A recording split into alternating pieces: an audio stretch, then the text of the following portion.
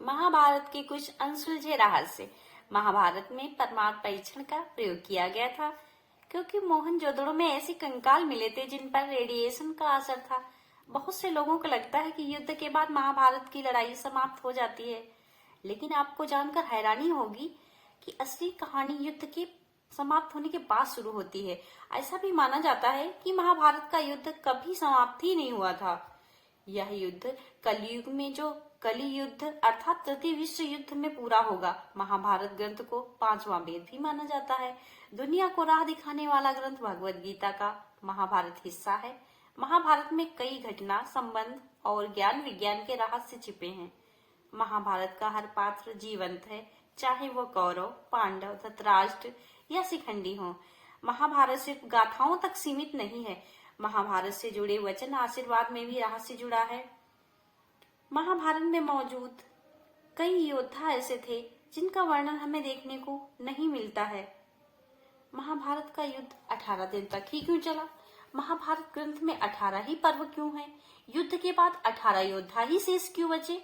क्यों कुरुक्षेत्र में ही महाभारत का युद्ध लड़ा गया? कौन था महाभारत का मास्टरमाइंड जिसने कुछ किए बिना ही सबको ठिकाने लगा दिया? हम आपको ऐसे ही महाभारत से जुड़े हुए 5 रहस्य बताने वाले हैं जो टीवी पर कभी नहीं दिखाए गए हैं। वीडियो लंबा जरूर है, लेकिन इस वीडियो से आप लोगों को काफी जानकारी मिलेगी जो कि इतिहास और तकनीकी के बारे में भी है। इसलिए आपसे छोटा सा निवेदन है, आप लोग अपना अमूल्य समय निकालकर एक बार वीडियो जरूर देखें। अगर आपको वीडियो अच्छा लगे तो हमारे चैनल को आप अवश्य सब्सक्राइब करें। तो शुरू करते हैं। पहला रहस्य। पहला जो रहस्य है वो 18 संख्या का रहस्य है। इस युद्ध में 18 संख्या का बहुत ही महत्व है। महाभारत की पुस्तक में 18 अध्याय का होना। श्री कृष्ण जी ने कुल 18 दिन तक अर्जुन को ज्ञान दिया। 18 दिन तक युद्ध चला। गीता में भी 18 अध्याय हैं। कौरव और पांडवों की सेना की कुल जो 18 अक्षौहिणी सेना थी, जिसमें कौरवों की 11 और पांडवों की 7 अक्षौहिणी सेना थी। इस युद्ध के प्रमुख जो सूत्रधार थे वो भी 18 थे। इस युद्ध में कुल 18 योद्धा ही जीवित बचे थे। सवाल यह उठता है कि सब कुछ 18 की संख्या में ही क्यों होता गया?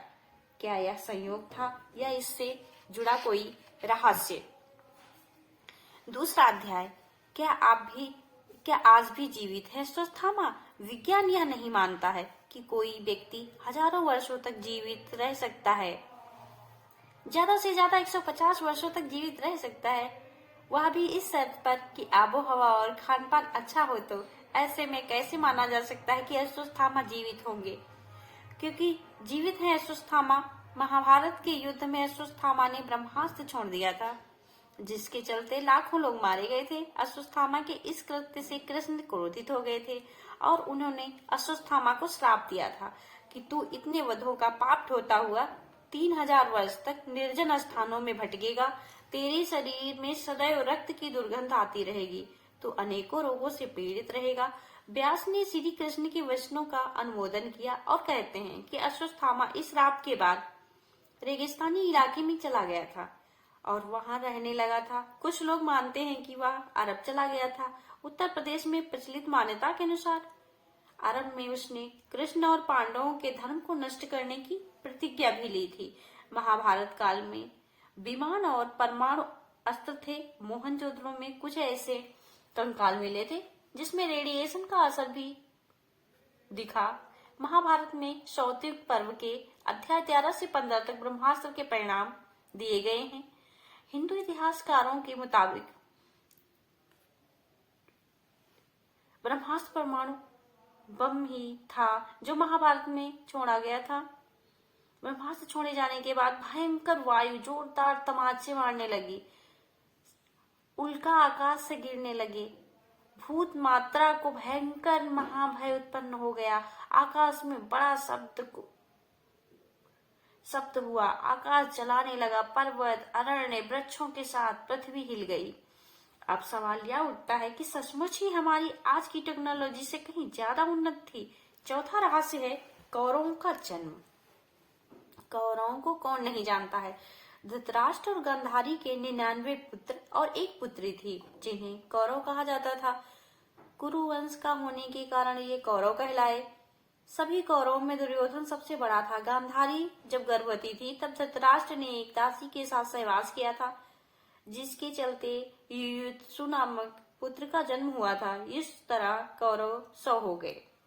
युयुत्सु इन वक्त पर कौरवों की सेना छोड़कर पांडवों की सेना में शामिल हो गया था। गांधारी ने वेदव्यास से पुत्रवती होने का वरदान प्राप्त किया था। गर्भ धारण कर लेने के पश्चात ही 2 वर्ष व्यतीत हो गए थे, किंतु गांधारी के कोई भी संतान उत्पन्न नहीं हुई थी। इस पर क्रोधवश गांधारी जी ने अपने पेट पर जोर से मुक्के का प्रहार किया, जिससे उनका जो गर्भ था वो गिर गया। वेदव्यास ने इस घटना को तत्काल ही जान लिया था। वे गांधारी के पास आकर बोले, गांधारी, तुमने ये बहुत ही गलत किया है। मेरा दिया हुआ वर कभी भी खाली नहीं जाता है। अब तुम शीघ्र ही 100 कुंड तैयार करवाओ, उनमें घी भरवा दो। वेदव्यास ने गांधारी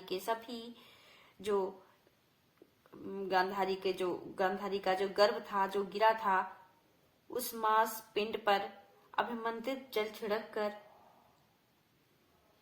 उस पिंड को अंगूठे के पूर्वे के बराबर 100 टुकड़े हो गए। वेदव्यास ने उन टुकड़ों को गांधारी के बनवाए हुए 100 कुंडों में रखवा दिया और उन कुंडों को 2 वर्ष पश्चात खोलने का आदेश देकर अपने आश्रम चले गए।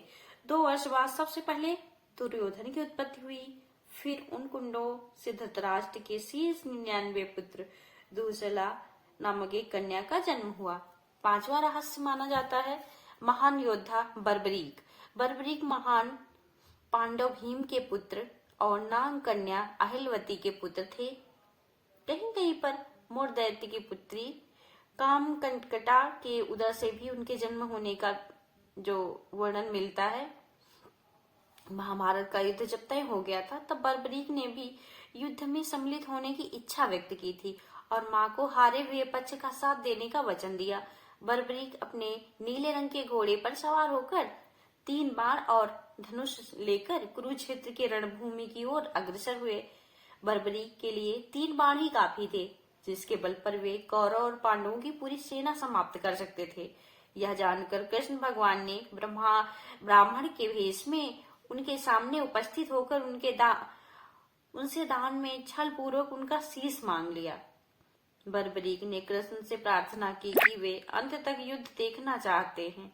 तब कृष्ण ने उनकी यह बात स्वीकार कर ली।